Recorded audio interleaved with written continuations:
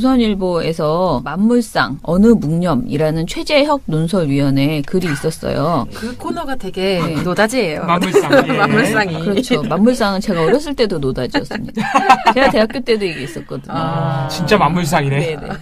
그런데 이번 내용은 그 문재인 대통령 관련된 내용입니다. 먼저 이게 4가지의 단락이 있는데요. 단락 하나하나가 다 너무 재밌어서 사실은 제가 굳이 평을 안 해도 됩니다. 저희 보고서는 제가 계속 얘기하는데 평이란 게 별로 반박이 필요 없다. 그냥 얘네가 이랬어요. 라고 그냥 얘기만 해주면 되는 거의 그런 수준이었어요. 근데 내용이 뭐냐면 처음에 시작할 때 4일 청와대 수석보좌관 회의가 시작되기에 앞서 문재인 대통령 제안으로 참석자 전원이 일어나 인천 낚싯배 전복 사고 희생자에 대한 묵념을 올렸다 한다.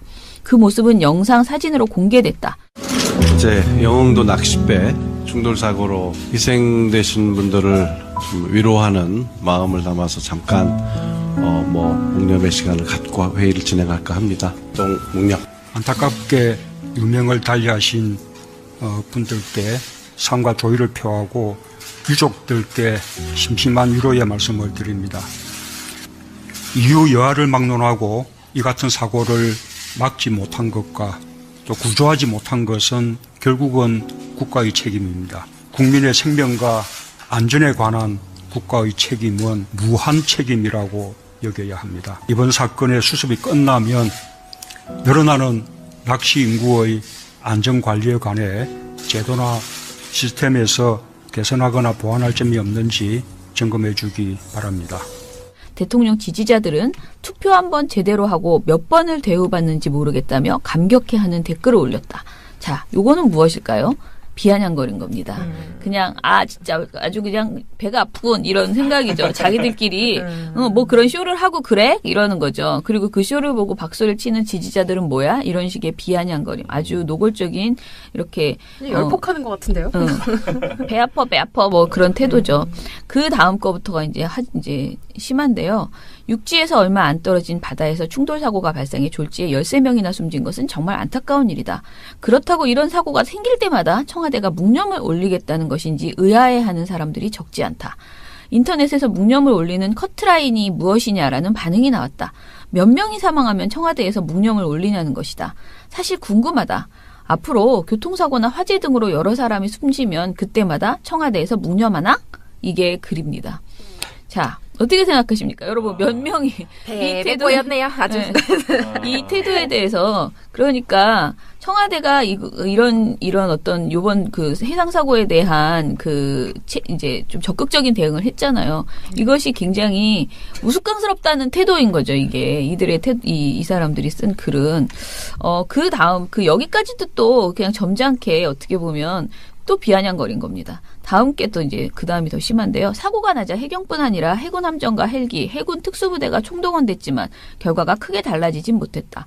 탑승자 22명 가운데 구조된 사람은 7명이었다. 단순 비교하면 세월호 구조자 비율보다 낮았다.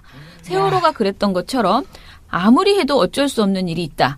어쩔 수 없는 일을 있었던 것처럼 만들어 누군가에게 책임을 씌우는 것은 정치 공격일 뿐이다. 라고 얘기를 했습니다. 진짜 나쁘다.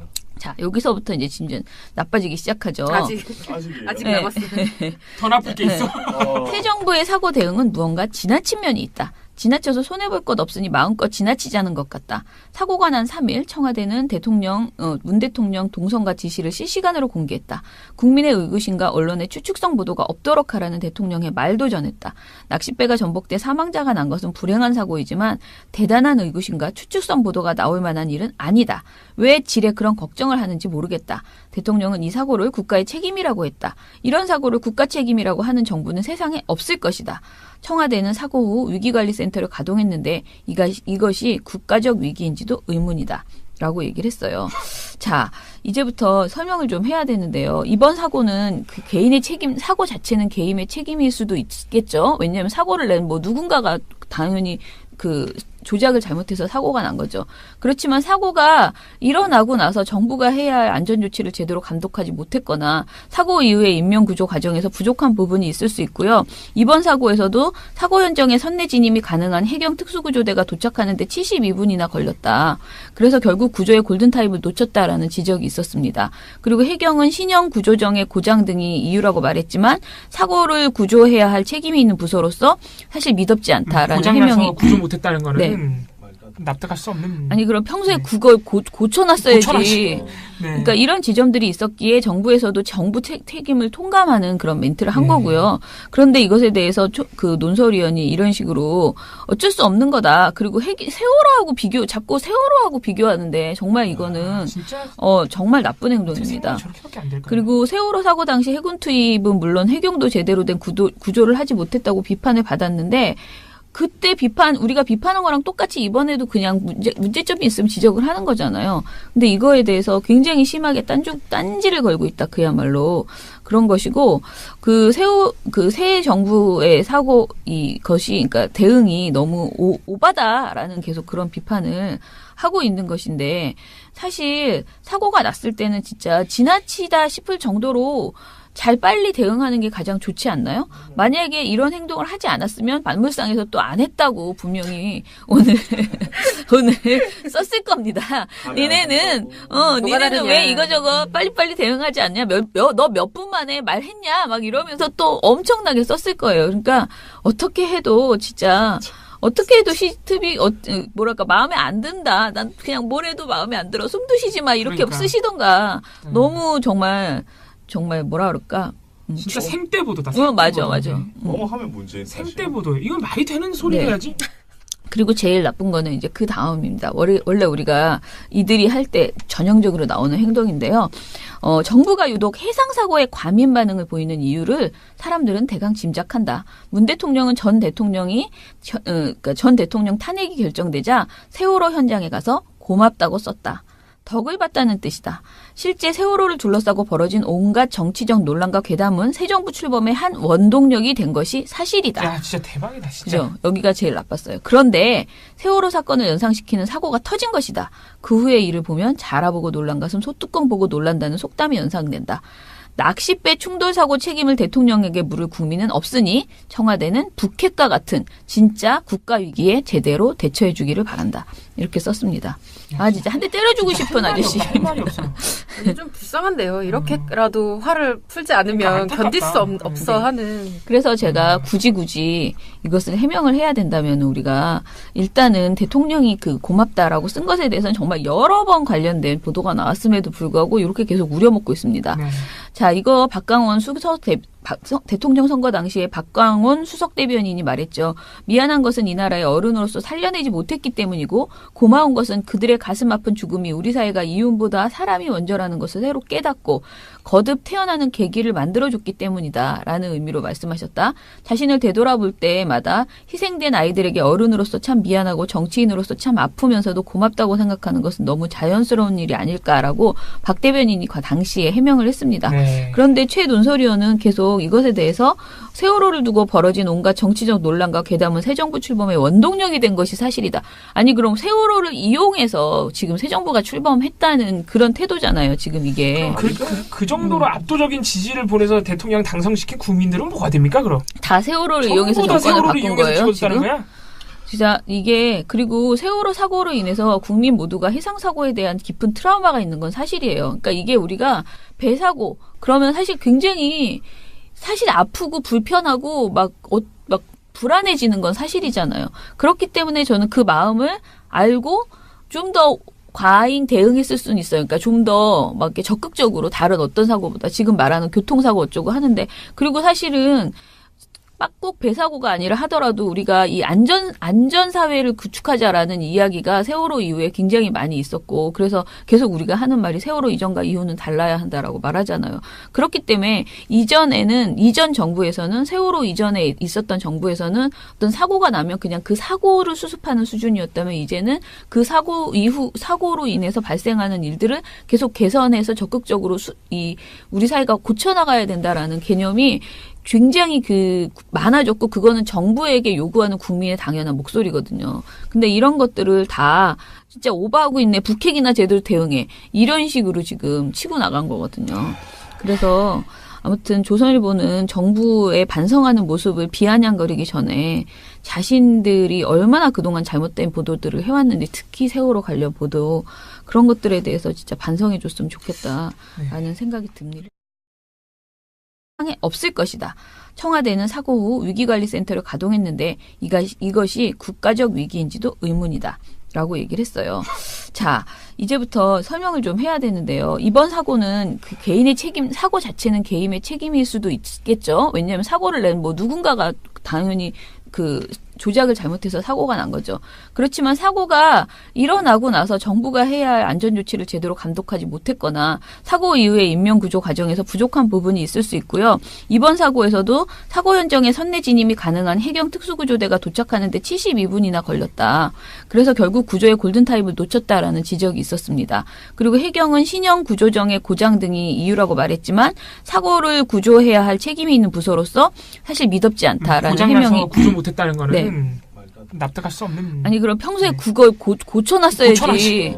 네. 그러니까 이런 지점들이 있었기에 정부에서도 정부 책임을 통감하는 그런 멘트를 한 거고요. 그런데 이것에 대해서 그 논설위원이 이런 식으로 어쩔 수 없는 거다. 그리고 세월호하고 자꾸 세월호하고 비교하는데 정말 이거는 진짜 정말 나쁜 행동입니다. 저렇게밖에 안 될까요? 그리고 세월호 사고 당시 해군 투입은 물론 해경도 제대로 된 구조를 하지 못했다고 비판을 받았는데 그때 우리가 비판한 거랑 똑같이 이번에도 그냥 문제점이 있으면 지적을 하는 거잖아요. 근데 이거에 대해서 굉장히 심하게 딴지를 걸고 있다. 결국은 국가의 책임입니다. 국민의 생명과 안전에 관한 국가의 책임은 무한 책임이라고 여겨야 합니다. 이번 사건의 수습이 끝나면 늘어나는 낚시 인구의 안전관리에 관해 제도나 시스템에서 개선하거나 보완할 점이 없는지 점검해 주기 바랍니다. 대통령 지지자들은 투표 한 번 제대로 하고 몇 번을 대우받는지 모르겠다며 감격해하는 댓글을 올렸다. 자, 요거는 무엇일까요? 비아냥거린 겁니다.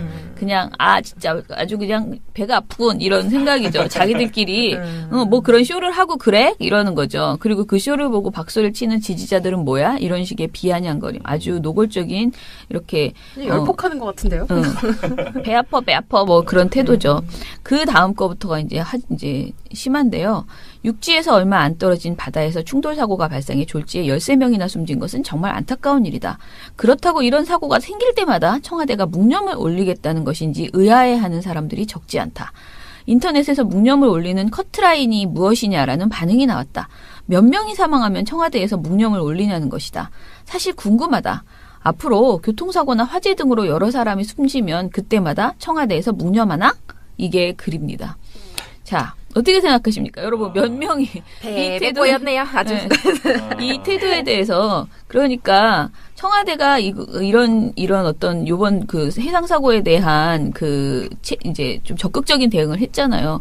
이것이 굉장히 우스꽝스럽다는 태도인 거죠. 이게 이들의 이 사람들이 쓴 글은 그 다음 여기까지도 또 그냥 점잖게 어떻게 보면 또 비아냥거린 겁니다. 다음 게 또 이제 그 다음이 더 심한데요. 사고가 나자 해경뿐 아니라 해군 함정과 헬기, 해군 특수부대가 총동원됐지만 결과가 크게 달라지진 못했다. 탑승자 22명 가운데 구조된 사람은 7명이었다. 단순 비교하면 세월호 구조자 비율보다 낮았다. 세월호가 그랬던 것처럼 아무리 해도 어쩔 수 없는 일이 있다. 어쩔 수 없는 일을 있었던 것처럼 만들어 누군가에게 책임을 씌우는 것은 정치 공격일 뿐이다. 라고 얘기를 했습니다. 진짜 나쁘다. 자, 여기서부터 이제 진짜 나빠지기 시작하죠. 아직 아직이에요? 남았어요. 더 나쁠 게 있어. 새 정부의 사고 대응은 무언가 지나친 면이 있다. 지나쳐서 손해볼 것 없으니 마음껏 지나치자는 것 같다. 사고가 난 3일 청와대는 문 대통령 동선과 지시를 실시간으로 공개했다. 국민의 의구심과 언론의 추측성 보도가 없도록 하라는 대통령의 말도 전했다. 낚싯배가 전복돼 사망자가 난 것은 불행한 사고이지만 대단한 의구심과 추측성 보도가 나올 만한 일은 아니다. 왜 질에 그런 걱정을 하는지 모르겠다. 대통령은 이 사고를 국가의 책임이라고 했다. 이런 사고를 국가 책임이라고 하는 정부는 세상 조선일보에서 만물상 어느 묵념이라는 최재혁 논설위원회 글이 있었어요. 그 코너가 되게 네. 노다지예요. 만물상. 예. 만물상이. 그렇죠. 만물상은 제가 어렸을 때도 노다지였습니다. 제가 대학교 때도 이게 있었거든요. 진짜 만물상이네. 네네. 네. 그런데 이번 내용은 그 문재인 대통령 관련된 내용입니다. 먼저 이게 4가지의 단락이 있는데요. 단락 하나하나가 다 너무 재밌어서 사실은 제가 굳이 평 안 해도 됩니다. 저희 보고서는 제가 계속 얘기하는데 평이란 게 별로 반박이 필요 없다. 그냥 얘네가 이랬어요. 라고 그냥 얘기만 해주면 되는 거의 그런 수준이었어요. 근데 내용이 뭐냐면 처음에 시작할 때 4일 청와대 수석보좌관 회의가 시작되기에 앞서 문재인 대통령 제안으로 참석자 전원이 일어나 인천 낚싯배 전복 사고 희생자에 대한 묵념을 올렸다 한다. 그 모습은 영상 사진으로 공개됐다. 어제 영흥도 낚싯배 충돌 사고로 희생되신 분들을 좀 위로하는 마음을 담아서 잠깐 묵념의 시간을 갖고 회의를 진행할까 합니다. 묵념. 안타깝게 유명을 달리하신 분들께 상과 조의를 표하고 유족들께 심심한 위로의 말씀을 드립니다. 이유 여하를 막론하고 이 같은 사고를 막지 못한 것과 또 구조하지 못한 것은 그야말로 그런 것이고 그 새 정부의 사고 이것이 그러니까 대응이 너무 오바다라는 계속 그런 비판을 하고 있는 것인데 사실 사고가 났을 때는 진짜 지나치다 싶을 정도로 잘 빨리 대응하는 게 가장 좋지 않나요? 만약에 이런 행동을 하지 않았으면 만물상에서 또 안 했다고 분명히 오늘 썼을 겁니다. 니네는 다르냐. 왜 이거저거 빨리빨리 대응하지 않냐? 너 몇 분 만에 말했냐? 막 이러면서 또 엄청나게 썼을 거예요. 그러니까 어떻게 해도 진짜 어떻게 해도 시트비 마음에 안 든다. 난 그냥 뭘 해도 마음에 안 들어. 숨도 쉬지 마. 이렇게 그러니까. 쓰시던가. 너무 정말 뭐라 그럴까? 진짜 생떼보도다. 맞아. 뭐뭐 하면 문제인 사실. 생떼보도. 이건 말이 되는 소리 네. 해야지. 그리고 제일 나쁜 거는 이제 그 다음입니다. 원래 우리가 이들이 할 때 전형적으로 나오는 행동인데요. 정부가 유독 해상사고에 과민 반응을 보이는 이유를 사람들은 대강 짐작한다. 문 대통령은 전 대통령 탄핵이 결정되자 세월호 현장에 가서 고맙다고 썼다. 덕을 봤다는 뜻이다. 실제 세월호를 둘러싸고 벌어진 온갖 정치적 논란과 괴담은 새 정부 출범의 한 원동력이 된 것이 사실이다. 야, 진짜 대박이다, 진짜. 그죠? 여기가 제일 나빴어요. 그런데 세월호 사건을 연상시키는 사고가 터진 것이다. 그